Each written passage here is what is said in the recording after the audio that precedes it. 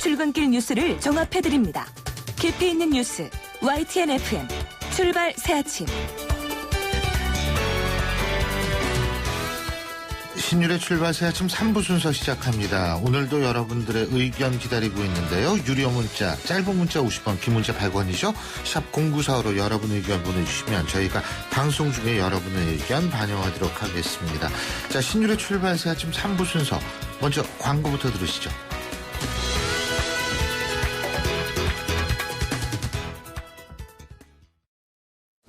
아유, 세 단계 종이 또 걸렸어?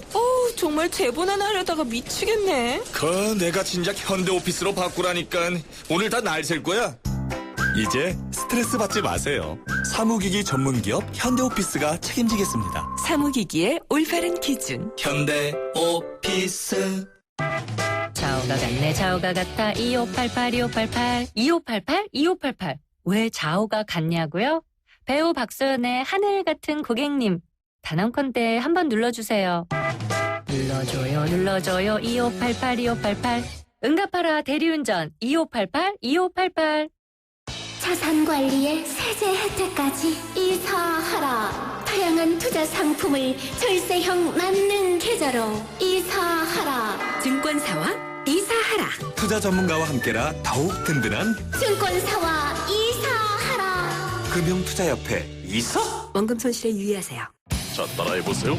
이카운트 ERP 4만원. 회계관리, 이카운트 ERP 4만원. 재고관리, 이카운트 ERP 4만원, 생산관리, 사업 성공 함께해요. 카운트 ERP의 모든 기능을 월 4만원에 드립니다. 가입비 부가세 별도. 송곳 같은 말, 허무한 말, 우리가 주목해야 될 말을 전해드립니다. 왁자지껄, 말.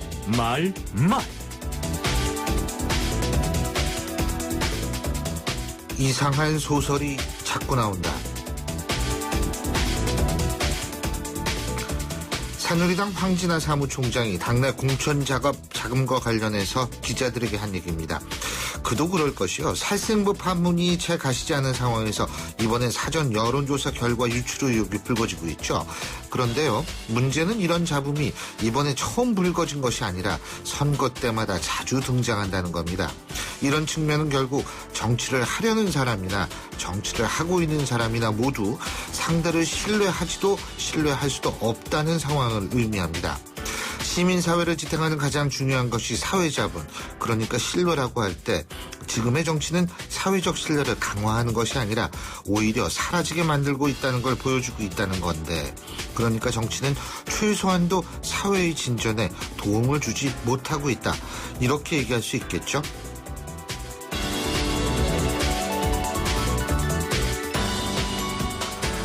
김종인 대표의 노림수는 친노와 문재인을 아웃하고 안철수를 고립시키는 것 아닐까 본다.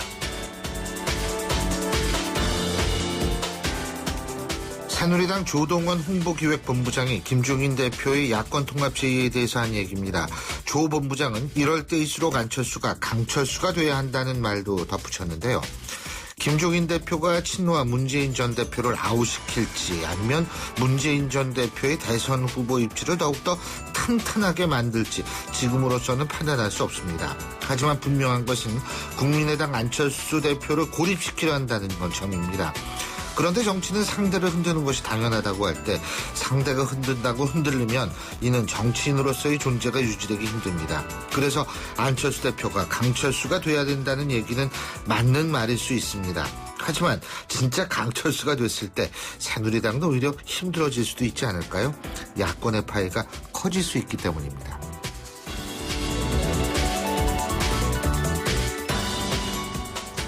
(3월) 어느 시점에 정의와 국회의장이 결단을 내려서 3개 법안을 직권 상정해야 한다. 새누리당 이인재 최고위원이 한 얘기입니다. 여기서 3개 법안이란 서비스 산업발전법과 노동 관련 4법 그리고 사이버 테러 방지법을 말하는데요. 물론 여당의 입장에선 이런 법안 처리가 시급할 겁니다. 그리고 사이버 테러 방지법은 테러 방지법의 핵심이다, 이런 얘기도 많습니다.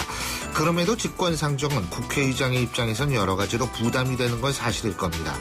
국회 선진화법 때문에 직권상정 요건이 강화됐기 때문일 수도 있고요. 또 자주 직권상정을 하다 보면 여야의 극한 대립만 오히려 부추긴다는 비난을 국회의장이 받을 수도 있기 때문인데요. 그래서 직권상정보다 절실한 건 진영 논리를 떠나서 진지한 자세로 국가를 위해 필요한 건 과연 무엇인가를 터놓고 여야가 대화하는 걸 겁니다. 이런 노력 없이 직권상정만 얘기하는 건 선우가 뒤바뀐 건 아닐까요? 지금까지 왁자지껄 말말말이었습니다.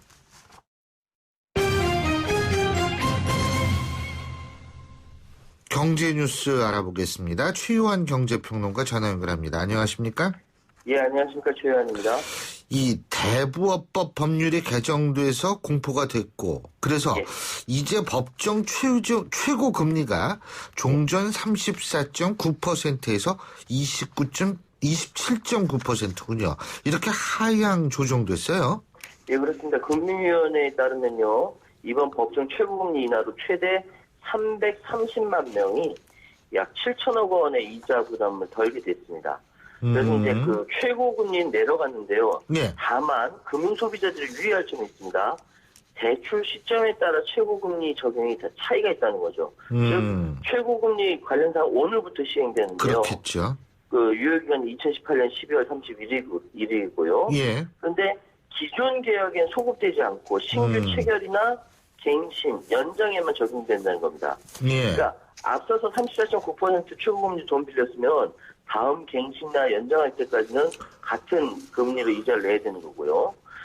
다만 금융위가 종전 대부업법 실효로 규제 공백이 발생했던 1월 1일부터 3월 2일 요 사이에 계약에 대해서는 서민의 고금리 피해를 최소화하기 위해서 개정법 시행일로부터 이전 최고금리 34.9% 바로 적용하기로 했습니다. 예. 이를 위반한 업자는 3년 이하 징역, 3천만 원 이하의 벌금 형사처벌의 대상이 되고요. 초과 이자를 지급한 채무자는 초과 이자분에 대한 반환 청구를 할 수가 있습니다. 앞으로 금융감독원이라든지 지자체 관계기관과 협업을 통해서 이렇게 27.9% 인하된 최고금리가 시장에 잘 지켜지도록 관리 점검한다고 얘기하고 있습니다. 솔직히 27.9%도 어마어마하죠. 네. 그렇죠. 네. 자, 이 벤처 중소기업 대상 기업금융, 우리가 IB라고 그러는데요. 이 IB 업무를 담당할 특화 금융투자회사 지정 신청에 증권사가 13곳이나 신청을 한 모양이에요. 예? 네, 그렇습니다. IBK투자증권이나 SK증권, 코리아에셋증권은 모두 13곳인데요. 예. 근데 원래 당초 금융투자업계에서는 모두 15곳이 신청할 걸로 예상했거든요. 한 2곳 정도가 빠졌어요. 예. 이 중기특화 증권사로 선정된 증권사는 중소기업이나 벤처기업의 인수합병, 자문 등 이 IB 업무를 담당하고 예. 자금 조달과 관련된 정보를 제공한다고 하는데요. 어쨌든 중소벤처기업 기업금융 투자 관련 실적이라든지 이해상품 방지 내부 통제 시스템이나 여러 가지 살핀의 1차 평가를 3월 중 진행한다고 하고요. 예. 아직 1차 평가를 통과할 2차 평가 배수를 정하지 않았는데 신청 평가를 통과한 기업도 2차 프리젠테이션 평가를 받게 되고요.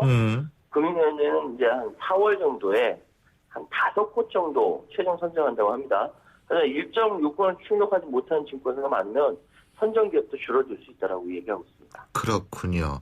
예. 자, 그리고 경기 불황의 그늘이라는 생각이 들게 되는 부분이 바로 이런 부분인데, 최근 그 자금 사정이 빠듯한 중소기업을 중심으로 퇴직금 분쟁이 폭증하고 있다고 그러죠. 예? 네, 그렇습니다. 수출 둔화, 내수 침체에 시달리는 국내 기업들 가운데 직원 퇴직금조차 주지 못해서 재판에 넘겨진 사장님들이 최근 5년새 급증했습니다. 수출 내수 부진 고착되고 있는 상황에서 생산 소비 투자 트리플 침체의 가능성마저 커져서 예. 기업 재정 악화, 체불임금 증가, 서민 경제 타격 이게 악순환이 되는 거죠. 그러니까 최근 보니까 대검찰청에 따르면 지난해 검찰에 접수된 사건 퇴직금 주지 않아서 퇴직 근로자 퇴직급여 보장법 이거 어긴 사건이 전국적으로 6,900건에 달했고요. 이 가운데서 재판에 넘겨진 사장님들이 2,800명에 이른다. 그러니까 퇴직금 주지 못한 게 이렇게 많다는 거 아니에요? 그렇죠. 네. 후에 20건 가까이 발생한다고 합니다. 그래서 이게 이제 그 체불임금 규모가 계속 증가한다는 거거든요. 예. 돈맥경화랍니다. 돈이 돌지 않아서 예, 그래서 이 체불임금에 시달린 근로자만도 예. 30만 명에 육박한다라고 하고 역대 최고치고요. 예. 어쨌든 이게 뭐 별다른 뭐 처방이 없어서 대부분 또 그 직원 30인 미만의 중소기업 쪽의 이제 사장님들이 이렇게 재정적으로 기반이 약한 곳에서 이렇게 퇴직금이 밀리는 바람에 참 이거 뭐 어떻게 돼야지 참 갑갑합니다. 예. 그리고 러시아하고 미국 세일 어깨에 맞서서 석유 치킨 게임에 통합된 모습을 보이고 있었던 석유 수출국 기구, 우리가 흔히 오펙이라고 얘기를 하죠. 근데 이 오펙이 또 내분이 심화되고 있는 모양이에요. 뭐 우리나라 정치 뉴스를 자주 봤나요? 왜 그런 거예요? 이게 이제 아시아 시장을 두고요. 예. 오펙 회원국 사이에 경쟁이 붙었습니다. 이 서부 텍사스 원유가 지금 2003년 5월 1일 최저가인 26달러까지 떨어졌거든요. 예. 그러니까 오펙 회원들이 다급한 겁니다. 과거에 똘똘 뭉쳤었는데 예. 이게 확 벌어지는 거죠. 그러니까 사실은 아시아 쪽은 미국보다 좀 이렇게 좀 가까우니까 예. 오펙 쪽에 이제 석유를 많이 이렇게 취급을 하는데 예. 예를 사례가 있습니다. 사우디 같은 경우 2월 달에 중국 원유 수출량이 36%나 증가했다고 합니다. 1월과 비교하면 무려 75%는 늘어났고요. 예. 알고 보니까 사우디의 중국 원유 수출량 증가가 이란으로부터 중국 고객을 뺏어오기 위한 것으로 분석됐다는 건데 중국은 이란 원유 수출량 대부분 사들은 굉장히 귀중한 고객이거든요. 예. 근데 사우디의 그 중국 수출 증가 시기를 봤을 때 경제 제재로 지난 4년 동안 원유 수출을 못해온 이란 증산 등을 통해서 원유 시장에 완벽하게 복귀하기 전에 싹을 자르겠다. 뭐 이런 의도가 섞인 거죠. 근데 이거는 뭐 한 가지 사례에 지나지 않고 사우디처럼 행동하는 것이 오페크 내부에 굉장히 많다는 것이죠. 그러니까 이라크, 아랍에미레이트, 쿠웨이트 원유를 사들일 유일한 시장인 이제 아시아 소비자들을 확보하기 위해서 혈안돼 있고요. 예. 그래서 중국 다음에 이제 인도를 굉장히 그 시장으로 삼고 굉장히 치열한 경쟁이 벌어지고 있다는 겁니다. 이게 과거 이제 서방의 공조를 꾸리던 오페크 내부의 이게 결합도가 계속 떨어지고 내부에서 계속 경쟁을 하고 있다. 이렇게 해석이 됩니다. 예, 잘 알겠습니다. 오늘 말씀 잘 들었습니다. 고맙습니다. 예, 감사합니다. 예, 지금까지 최요한 경제평론가였습니다.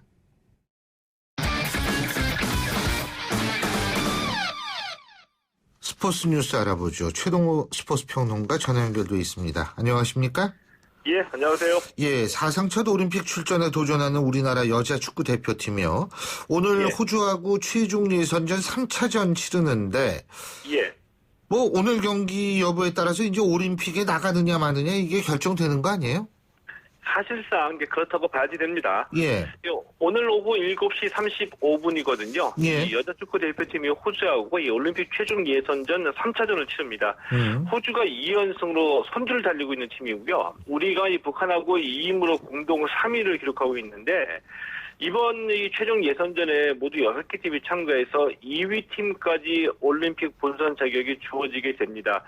우리가 오늘 경기까지 봐서 모두 3경기가 남아있다는 것을 감안하면 오늘 호주전에서 패하면은 사실상 본선 진출이 어렵다고 봐야 되겠죠. 이 때문에 이기지는 못하더라도 최소한 이 무승부를 기록하고 남은 2경기를 모두 이겨야지 이 본선 진출을 내다볼 수가 있는데 호주가 만만치 않습니다. 2연승으로 상승세에 있고요.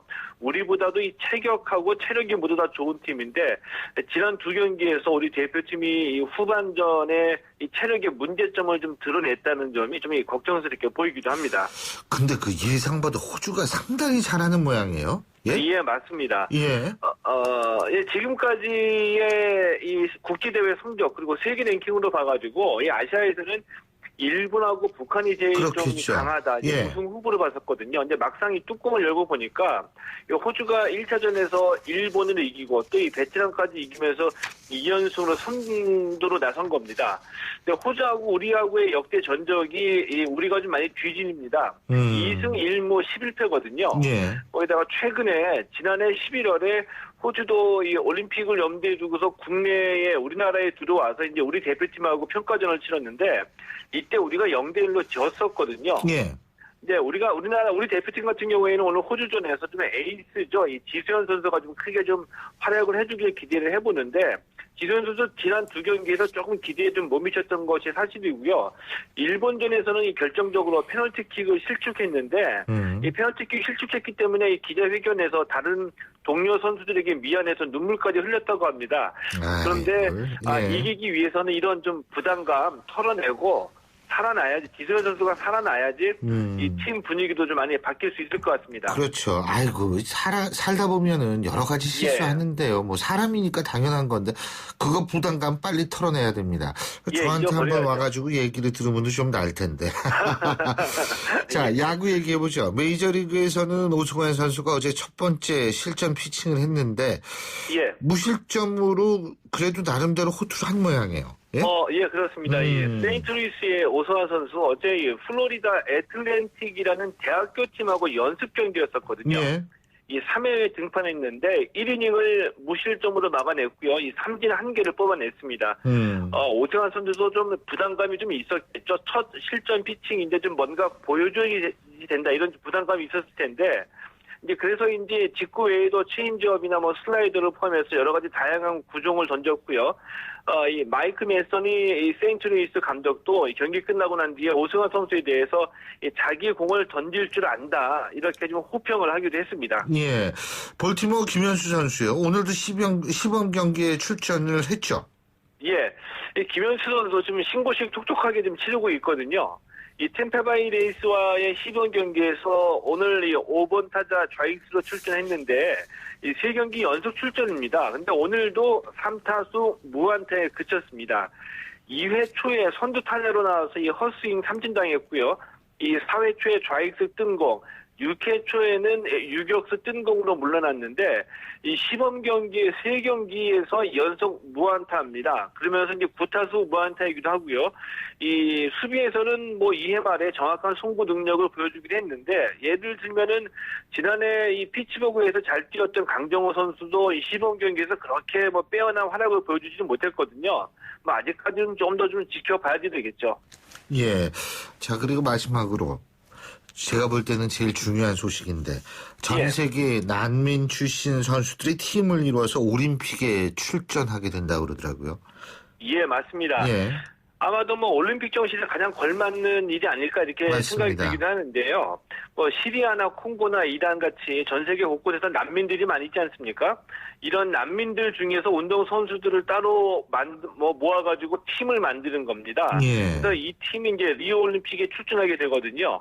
이 토마스 바흐 국제올림픽위원회, 그러니까 IOC 위원장이 올림픽 출전 자격을 얻은 이 난민들 가운데 선수들 중에서 43명 정도가 있는데 이 중에서 한 5명이나 10명을 선발해서 난민 팀을 만들겠다고 밝혔습니다. 리오 올림픽 개회식과 폐막식 때 이 선수들은 오륜기, 그러니까 올림픽기를 앞세우고 입장하게 되고요. 이미 뭐 시리아 출신의 수영 선수, 콩고 출신의 유도 선수, 그리고 이란 출신의 태권도 선수가 올림픽 출전 자격을 부여를 받았거든요. 이 바흐 위원장이 이 세계 곳곳에서 이 난민 사태가 격화가 되고 있는데 난민 선수들에게 올림픽 출전 기회를 부여하게 되면은 전 세계 난민들에게 희망의 메시지를 전해주고 싶다. 이렇게 밝혔습니다. 예.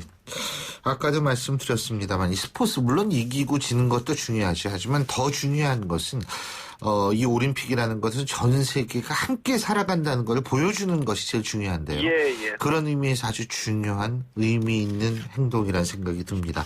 오늘 말씀 여기까지 듣죠. 고맙습니다. 예, 고맙습니다. 예, 지금까지 최동호 스포츠 평론가였습니다. 신율의 출발 새 아침 3부 순서는 여기서 줄이고요. 잠시 뒤 4부에서 뵙겠습니다.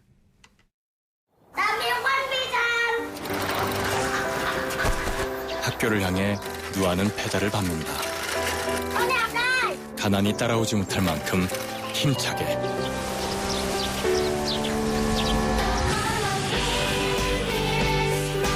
후원이 끝나도 마을 스스로 아이를 돌보게 만드는 월드비전 자립마을 프로젝트. 진정한 후원은 후원이 끝나게 하는 것입니다.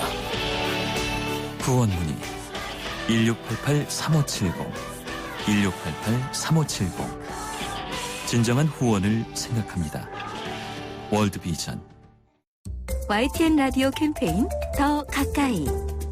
안녕하세요. YTN 라디오 아나운서 조현지입니다. 싱가포르는 한때 물 부족 국가였는데요. 이런 물 부족을 해결하기 위해서 싱가포르에서는 어떤 해결책을 냈을까요? 바로 물 재이용입니다.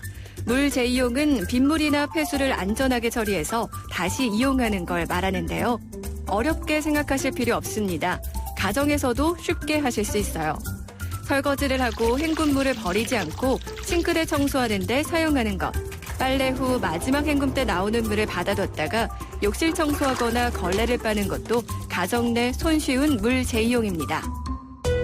물 절약은 더 가까이, 물 낭비는 저 멀리. 한 번 썼던 물을 바로 버리지 마시고 재이용해보는 습관을 길러보세요. YTN 라디오 캠페인 더 가까이. 한국환경공단과 함께합니다. 사장님, 성악가 김동규 씨네 집 바닥재 좋던데 우리 집도 똑같은 걸로 해줘요. 아, 요즘 떠오르는 바닥재 스타 강마루.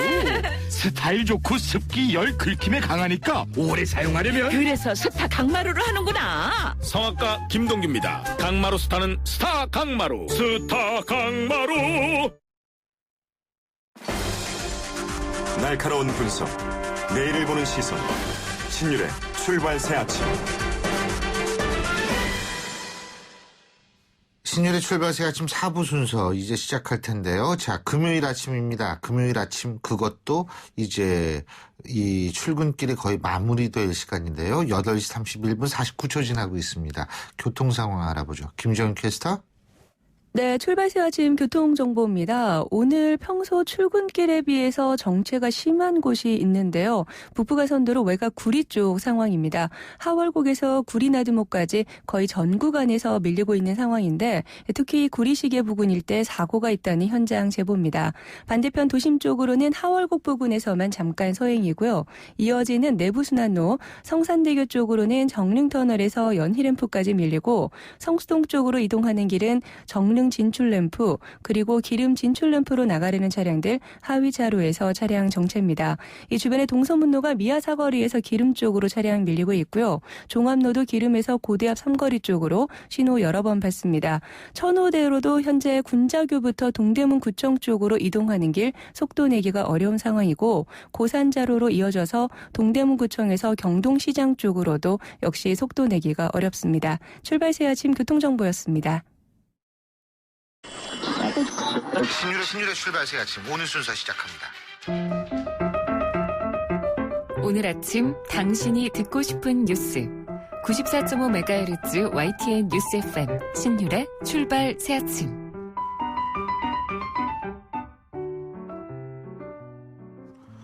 내일이면은 벌써 경칩이죠. 이 개구리가 깨는 날인데 말이에요. 그런데 그래서 그런지 모르겠습니다만 날씨 많이 풀렸습니다. 그런데요, 이게 이렇게 날씨가 풀리면 참 좋은데 불청객이 있죠. 황사와 미세먼지입니다. 한동안 잠잠했던 미세먼지주의보가 슬슬 다시 이제 들리고 있는데 이거 어떻게 대처하면 좋을지 국립환경과학원 대기질 통합예보센터의 송창근 센터장과 알아보겠습니다. 송 센터장님 안녕하세요. 네, 안녕하세요. 예, 우선 말이에요. 미세먼지하고 황사하고 이게 그러니까 입자의 크기 차이인가요? 이게 무슨 차이예요? 예, 먼저 이제 미세먼지는 저희가 인위적인 활동에서 배출되는 화학 물질로 이루어진 입자들이고요. 예. 황사는 중국이나 몽골, 황토고온 사막지대에서 발원이 된 자연적인 흙먼지를 이야기를 하고 있습니다. 그래도 황사에도 이 나쁜 요소들이 많이 포함되어 있는 거 아니에요? 단순하게 모래만은 아니지 않습니까? 네, 이제 일반적으로 황사의 원래 발원하는 소스 자체가 지각, 우리 지구의 겉을 예. 하고 있는 지각이기 때문에 이게 지각에 많이 있는 규소 성분이나 칼슘 성분이 많이 있습니다. 예, 그래서 약간 좀 미세먼지와 황사는 좀 다르군요? 화학적 성분이 좀 틀립니다. 근데 황사가 이렇게 우리나라 오다가 중간중간에 중국의 매연하고 같이 이렇게 그것도 같이 옮기면 그것도 나쁜 거 아니에요? 그러니까 이제 그게 황사하고 미세먼지가 섞여 있는 거고요. 글쎄요. 예. 그래서 이제 그럴 때도 있죠. 예, 그럴 때도 있습니다. 물론. 예, 그리고 미세먼지 같은 경우는 이제 그 상시 우리한테 뭐 농도가 높건 낮건 중국에서부터 그 기류 패턴만 맞으면 항상 넘어오는 거기 때문에 그게 우연찮게 황사하고 겹쳐질 때도 있는 거죠. 근데 이게 왜 봄이 되면 이렇게 황사, 미세먼지 이런 게 많이 와요?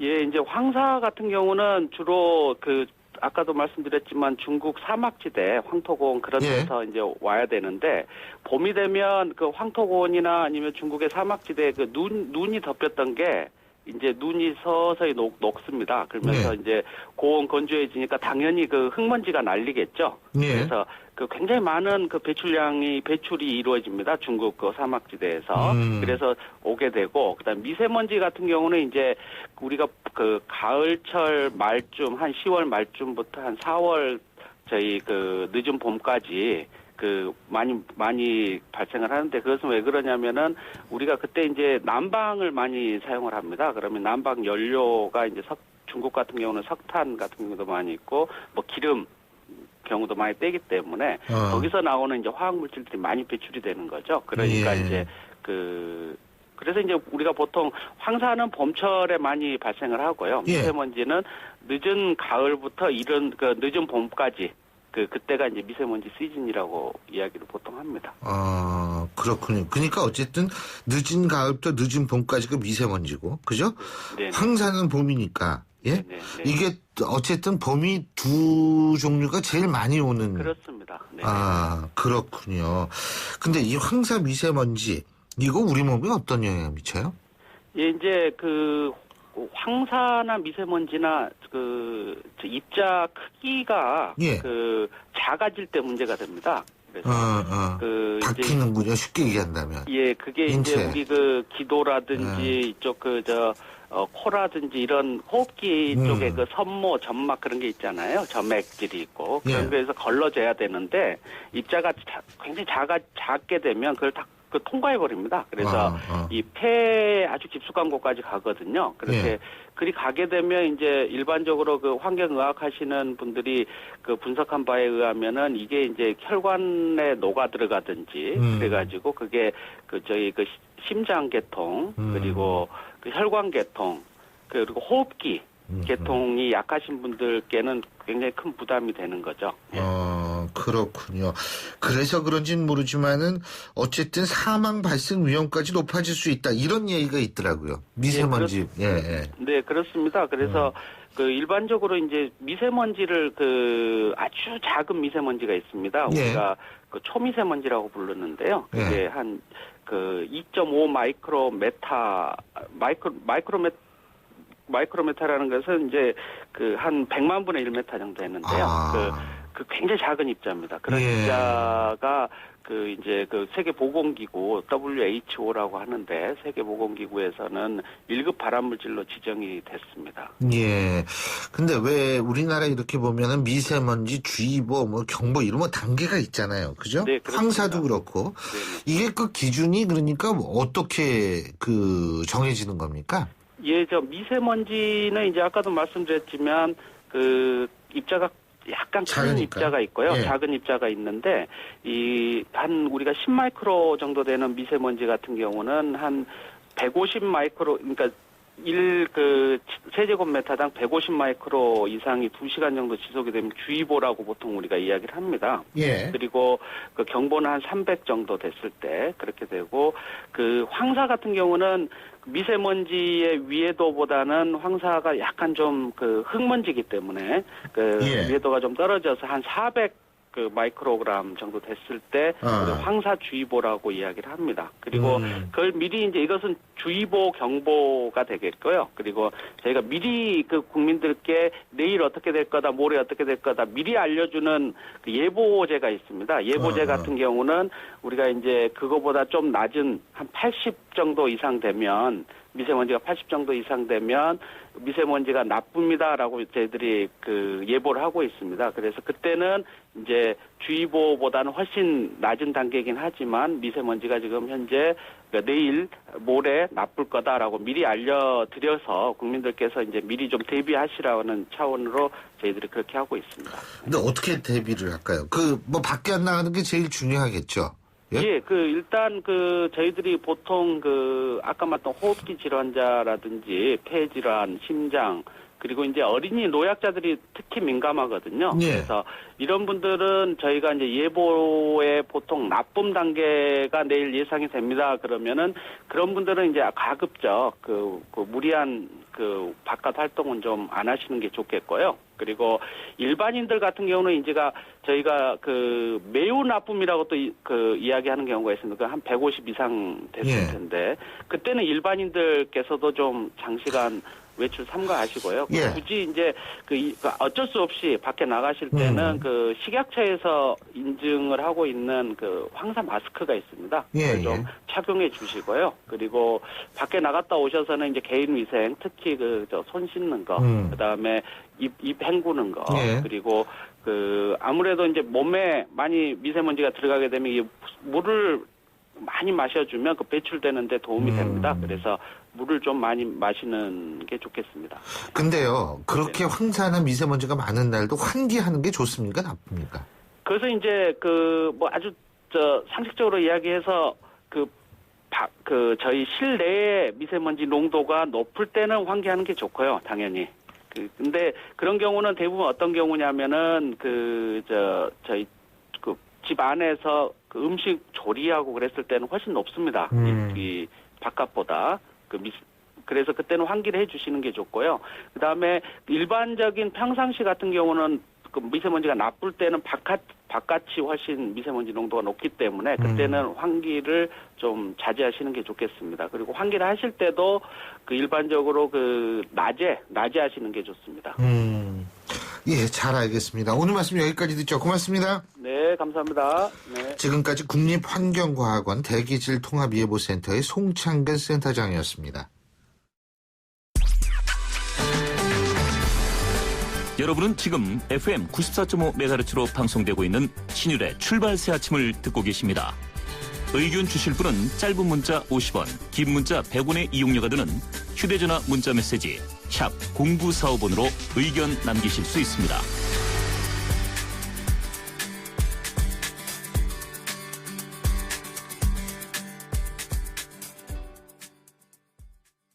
경제 현안 생각해보는 시간이죠. 오늘도 고려대학교 총장을 지내신 서울대학교 이필상 교수 스튜디오에 나와 계십니다. 안녕하십니까? 예, 안녕하세요. 예, 지금 저희도 사실 교수님하고 얘기할 때 말이에요. 경기가 너무 좋아가지고 이거 큰일입니다. 이거 사람들이 이러다가 이런 얘기를 좀 해야 될 텐데. 근데 이게 계속 좀 안 좋은 얘기. 그만큼 경제가 안 좋으니까요. 네. 지금 기업들의 투자 심리 위축이 심각하다. 이런 얘기도 있고요. 네. 경제가 저성장의 공포에 빠지고 있다. 이런 얘기도 있는데 이게 어느 정도입니까 지금? 경제는 기업 투자가 증가해야 성장을 하거든요. 네. 그런데 지금 기업 투자 심리가 얼어붙고 있다는 얘기입니다.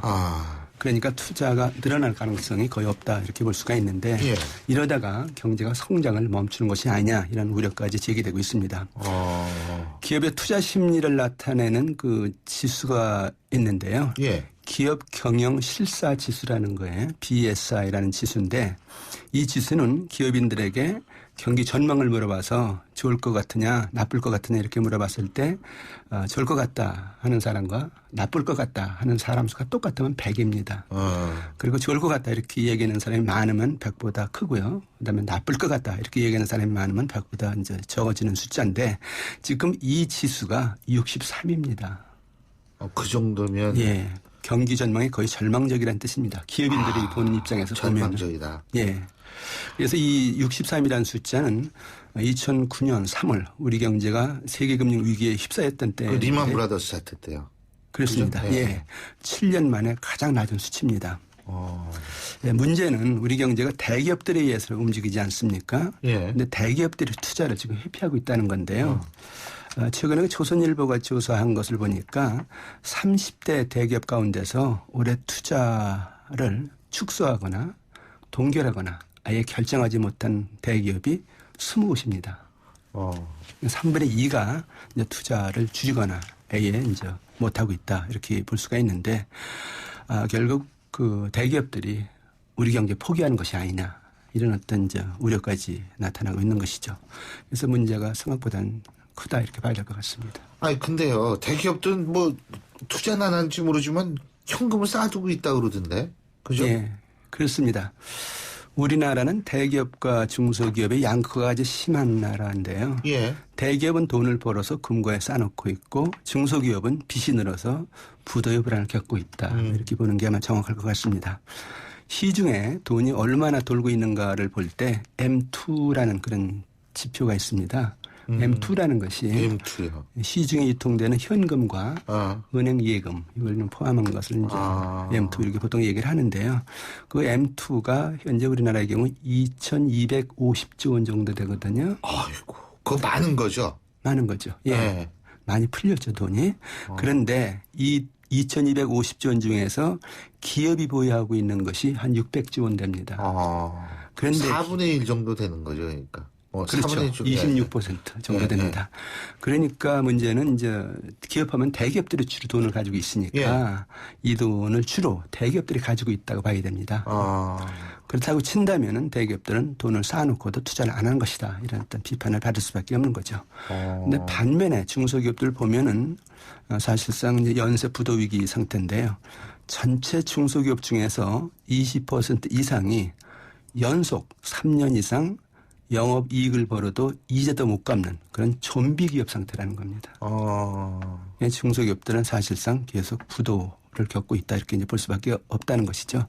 근데 우리나라는 산업구조상 대기업이 투자를 해야 됩니다. 그래야 중소기업들이 일감이 생기거든요. 그래서 결국 이제 중소기업도 투자를 하는 그런 어떤 구조인데 대기업들이 현금 쌓아놓고 이렇게 투자를 안 하니까 중소기업들은 더 어려워지고 투자를 더 못하면서 경제 전체가 이제 주저앉는 그런 현상이 생기고 있다 이렇게 볼 수가 있습니다. 근데 이거 진짜 금리도 사상 최저 수준인데 그 현금만 쌓아둘 게 아니라 사실 투자를 해야지 정상인데 말이에요. 그렇죠? 그렇습니다. 예. 그러니까 이게 진짜 문제예요. 그 사람이 물에 빠지면 생명이 위험하지 않습니까? 경제도 돈의 함정에 빠지면 위험합니다. 그것을 유동성 함정이라고 부르는데요. 우리 경제가 지금 유동성 함정에 빠지고 있다는 겁니다. 금리가 최저 수준이면서 돈을 계속 풀고 있는데 결국 이제 경제는 살아나지 않고 있다. 그래서 이제 위험하다 하면 그런 뜻인데 우리 경제 보면 수출과 내수 모두 이제 아주 침체가 심각합니다. 수출은 지난 2월 달에 작년 2월에 비해서 마이너스 12.2% 감소를 했는데 14개월째 감소입니다. 역대 최장기간 감소입니다. 여기 내수는 뭐 가계부채나 고용불안 때문에 거의 실정 상태고요. 그러니까 경제가 수출 내수가 다 이렇게 침체하니까 금리를 내리고 돈을 안만 풀어도 결국 소비도 안 되고 투자도 안 되는 것이죠. 경제는 소비도 되고 투자가 돼야 이제 살아나는데 둘 다 안 되니까 경제 계속 가라앉고 있다. 그렇지만 돈은 계속 풀리고 있다. 그런 뜻이거든요. 그러니까 결국 경제가 돈의 함정에 빠져서 지금 식물 상태로 되고 있다. 유동성 함정이라는 것인데요. 상당히 위험한 함정입니다. 그렇게 치면은 무슨 일이 있어도 지금 뭐 발버둥 쳐서라도 투자를 시작해야 된다 이렇게 볼 수가 있죠. 근데 제가 궁금한 게요. 사실은 지금 솔직히 뭐 정부는 아니라고 얘기를 하지만 디플레이션 조짐이 많잖아요. 그러면은 금리가 낮다라고 얘기를 한다 하더라도 낮은 금리라도 금리를 준다라는 건 디플레이션은 이 돈 가치가 자꾸 떨어진다는 거니까 올라간다는 거니까 아니 한 0.1% 줘도 가만히 갖고 있는 게 이득되는 거 아니에요? 그렇게 되면? 그 디플레이션이라는 것이 물가가 하락하는 현상 이렇게 볼 수가 있는데 그러니까 이제 돈을 가지고 있으면 물가가 하락하면 이제 구매력이 높아지니까 구매력이 높아지죠. 득이 되는 거죠. 그렇죠. 그래서 그런 거 아니에요? 이런 때는 투자하면 오히려 손해 볼 수 있으니까 그냥 돈으로 갖고 있자 그런 심리가 당연히 작용을 합니다. 그렇죠. 근데 디플레이션이 되면 어떤 현상이 생기냐면은 경제 자체가 완전히 이제 기력을 상실하면서 투자 소비가 그냥 꺼지는 상태거든요. 이게 궁극적으로는 경제가 쓰러지니까 결국 나중에 자기도 망한다는 겁니다. 기업이나 중소기업이나 일반 국민들도. 그러니까 결국은 궁극적으로는 자살행위다 이 부분이. 그래 다 같이 망하자는 것이죠. 다 같이 망하자. 예. 그리고 또 한 가지는 뭐냐면 이 투자와 관련된 게 고용인데 청년 실업 높아지고 말이에요. 이게 큰일인데 지금 우리나라 고용 상황도 이거 뭐 지금 엄청 심각한 거 아닙니까? 기업 투자가 돼야 고용이 늘어나거든요. 근데 기업 투자가 안 되니까 고용 문제가 더 악화될 수밖에 없는 겁니다. 우리나라 지금 고용 상태를 보면 고용률은 거의 다포 상태인데요. 정규직의 좋은 일자리는 계속 사라지고 비정규직의 허드렛 일만 많이 늘어나고 있다. 그래서 고용 구조가 굉장히 악화되고 있다. 뭐 그런 어떤 분석인데요. 우선 고용률이라는 것이 뭐냐면은 생산 가능 인구 그 인구 중에서 일자리를 가지고 있는 사람들의 퍼센티지를 얘기하는데 이 고용률이 우리나라의 경우 65.7%입니다. 그러니까 아직까지 34.3% 사람들은 생산 가능한데 일은 할 수 있는데 일을 안 하고 있다. 그런 뜻인데요. 박근혜 정부가 들어서 이 고용률을 70%까지 높이겠다 해서 굉장히 노력을 많이 했습니다. 그런데 그게 거의 늘어나지 않았습니다. 2013년에 고용률이 64.4%인데 지금 65.7%니까 1.3%포인트밖에 증가를 안 했어요. 그런데 중요한 건 고용률이 지금 이렇게 이제 60대 중반에서 답보 상태인데 고용의 질이 굉장히 급격히 악화되고 있다 하는 얘기입니다. 그러니까 지금 경기가 나쁘니까 기업들마다 구조조정을 많이 하거든요. 그 얘기는 이제 정규직을 계속 덜어내고 있다 이런 얘기인데 결국 그렇게 쫓겨나는 사람들이 5, 60대인데 그 사람들 뭐 청소라든가 경비라든가 가사도우미라든가 이런 허드렛 일을 많이 하게 된다는 것이거든요. 그러니까 고용률은 어느 정도 유지될는지 모르지만은 일반 근로자들 입장에서 보면은 정규직 쫓겨나고 청소 경비 이런 허드렛 일을 많이 하게 되는 그런 어떤 이제 고용 구조라는 건데요. 이런 차원에서 이제 심각한 문제가 청년 실업자가 말씀하신 대로 청년들이 갈 곳이 없다는 겁니다. 좋은 일자리가 정규직 일자리가 자꾸 사라지니까 청년 실업률이 지난 1월에 9.5%인데 전 그거보다 훨씬 높을 것 같아요. 훨씬 높습니다. 체감 실업률 그러니까 구직 이제 그 단념자라든가 취업 준비생이라든가 이런 거 다 포함하면 공식적으로 나오는 실업률만 해도 22%가 되거든요. 그러니까 지금 결국 일자리가 계속 줄어들면서 좋은 일자리가 청년들이 갈 곳이 없다. 이렇게 해서 경제가 결국 앞날이 암담하다 이렇게 볼 수밖에 없는 거죠. 근데요, 전 사실 이해가 안 가는 게 이렇게 지금 경제가 이런데 국가 신용등급은 역대 최고래봬요. 네. 그게 뭐예요? 이게 지금 그 원래 신용등급 좋으면 투자 여건은 좋고 이렇다는 얘기가 돼야 되는 거 아니에요? 그러군요. 그 무디스라는 신용평가회사가 우리나라 신용등급을 AA2 이렇게 이제 매겼는데요. 전체 21등급 중에서 세 번째로 높은 등급입니다. 굉장히 높은 등급입니다. 그래서 이 AA2는 우리나라 국가 신용 등급 역사상 최고 이제 등급인데요. 그런데 이게 정말 그 투자 환경이 좋은 거냐? 그래서 많은 기업들이 이걸 보고 투자를 하고 외국 자본이 들어와서 경제가 살아난 거냐? 결코 그렇지는 않다는 겁니다. 국가 신용 등급이라는 것은 한 나라가 다른 나라에 진 빚을 얼마나 잘 갚을 수 있느냐. 부채 상환 능력을 등급으로 매긴 것이다. 그렇게 보시면 되는데 우리나라는 외채를 갚을 능력은 충분하다. 그런 뜻입니다. 근데 지금 우리나라 외채 보면은 총 외채가 4천억 달러 정도 되는데요. 이 가운데서 1년 안에 갚아야 되는 단기 외채는 1,200억 달러 정도 됩니다. 그런데 그 우리나라 외환보유 가지고 있는 게 3,600억 달러 정도 되거든요. 그러니까 외환보유액은 3,600억 달러인데 1년 안에 갚아야 되는 건 1,200달러다. 1,200억 달러다. 이건 3배나 되니까 갚을 능력은 충분하다. 이런 얘기인데 문제는 외환보유액이 이렇게 많은 건 좋긴 좋습니다만은 이게 어떻게 생긴 거냐 보는 게 문제라는 겁니다.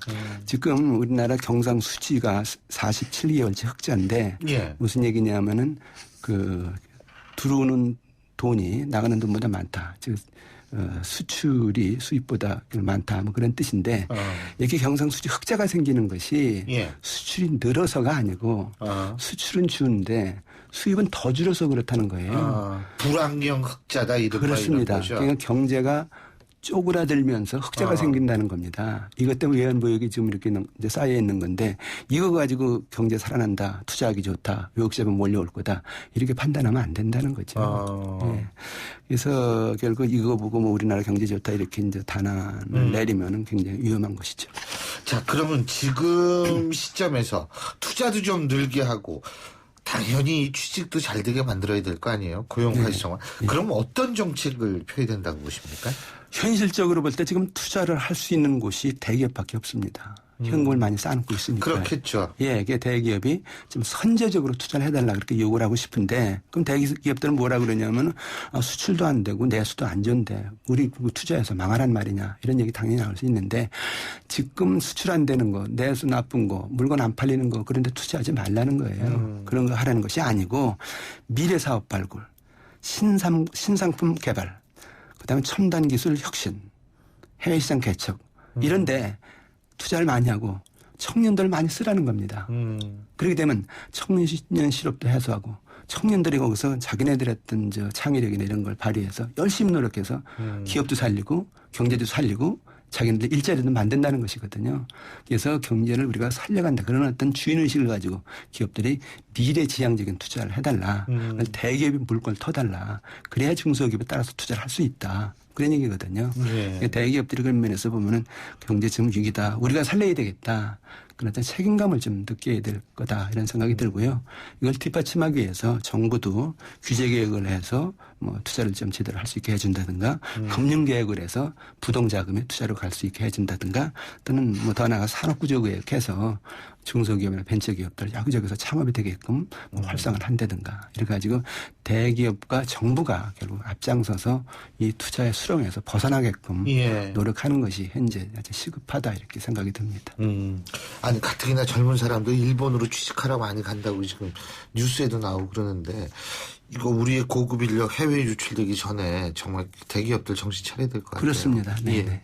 예, 오늘 말씀 잘 들었습니다. 고맙습니다. 네, 감사합니다. 예, 지금까지 고려대학교 총장을 지내셨죠. 이필상 서울대 교수와 함께했고요. 신율의 출발새 아침 금요일 순서는 여기서 모두 줄이겠습니다. 이번 주말에 비 많이 온다고 합니다. 하지만 서울 수도권은 일요일 날 날씨는 좋다고 하죠. 날씨도 좋고 따뜻한 봄날을 느낄 수 있는 그런 일요일 보내시기 바라겠습니다. 전 월요일 아침 7시 15분에 다시 오겠습니다. 신유리였습니다. 고맙습니다.